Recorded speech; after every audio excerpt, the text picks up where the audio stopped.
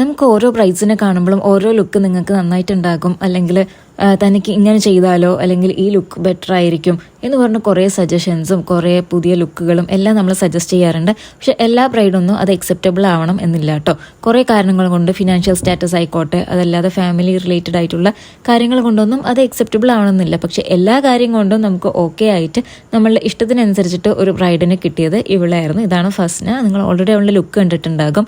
എനിക്ക് കുറേ കമൻസ് വന്ന ഒരു ലുക്കായിരുന്നു കേട്ടോ. അതിന് കാരണം എന്താണെന്ന് വെച്ചാൽ ഞങ്ങൾ രണ്ടുപേരും ഈക്വലി അതിൽ വർക്ക് ചെയ്തത് കൊണ്ടും ഒരുമിച്ച് ഞങ്ങൾ ഷോപ്പിങ്ങിന് പോയി എല്ലാ കാര്യങ്ങൾ സെറ്റ് ചെയ്തത് കൊണ്ടും മാത്രമാണ് ഈ ഒരു ലുക്ക് കിട്ടിയത്. അപ്പോൾ ഒരു മേക്കപ്പ് ആർട്ടിസ്റ്റിൻ്റെയും ബ്രൈഡിൻ്റെയും ഈക്വൽ ആയിട്ടുള്ള പാർട്ടിസിപ്പേഷൻ കൊണ്ടാണ് കേട്ടോ ഈ ഒരു ലുക്ക് ഇത്ര അടിപൊളിയായത്. ബ്രൈഡ് മാത്രമല്ല കേട്ടോ, ഗ്രൂമും ഇതിന് അടിപൊളിയായി സപ്പോർട്ട് ചെയ്തിട്ടുണ്ടായിരുന്നു.